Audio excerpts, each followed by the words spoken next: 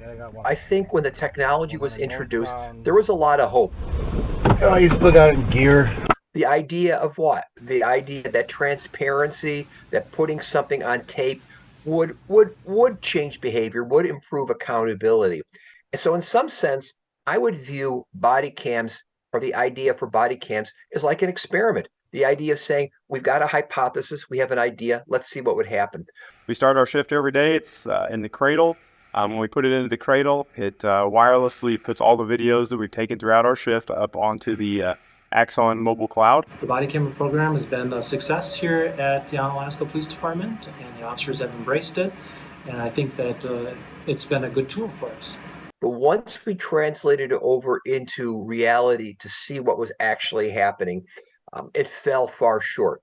Now, some of it fell far short because even though body cams are being used by about 80% of large police departments, by half, if not greater, of most police and law enforcement agencies, again, in practice, what we're finding is that it really hasn't addressed those big four objectives in terms of accountability, officer safety, addressing civilian complaints, or reducing them, or reducing liability.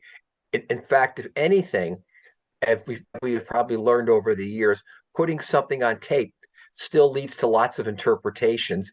And depending on what angle you shoot from, you get a different perspective. So it, in some sense, has solved some problems, but created others in terms of the perspective from which you watch an incident occurring. The body cam is worn by the police officer. It's going to, in many ways, reflect what the police officer is seeing or what the police officer's perspective is. The good thing with all the peace officers that work for the sheriff's office, the deputies, and myself, we all carry body cams, and they're a great way to review what's taken place at an incident and provide good evidence for us. It's great because you can go back and you can review the videos after the fact. They're automatically downloaded to the station server.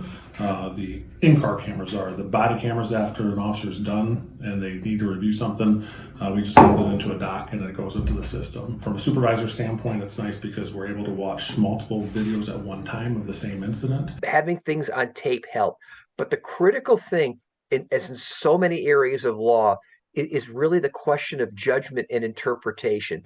And many of us can look at the same situation and reach very different judgments or very different perspectives. And that's the part that body cams don't solve at this point, is that multiple perspectives or interpretations of the same factual situation. Sit down. I will. Okay. Does this say that we shouldn't have body cams? No, but it really says, much in the same way, for example, that prosecutors will tell you DNA evidence helps, but it certainly doesn't solve everything or doesn't solve every crime. We still have to interpret what it means. I think body cams are in the same perspective too. They are evidence that has to be put into context to reach a final judgment.